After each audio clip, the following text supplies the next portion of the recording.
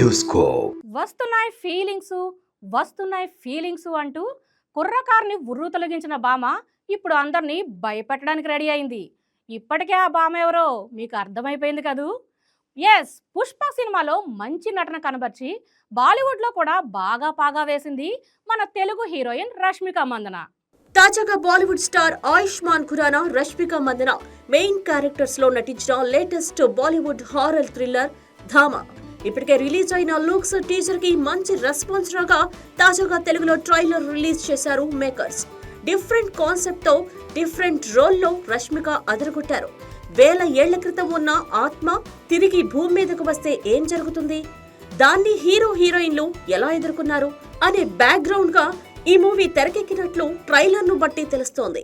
Rashmika Ayushman love track చూపిస్తూనే నేను నీతో పాటు ఉండలేను, మన ప్రపంచాలు ఒకటి కావు అంటూ రష్మిక చెప్పే డైలాగ్ సస్పెన్స్ క్రియేట్ చేస్తుంది.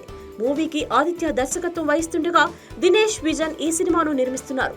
అక్టోబర్ 21న దీపావళి కానుక మూవీ ప్రేక్షకుల ముందుకు రానుంది.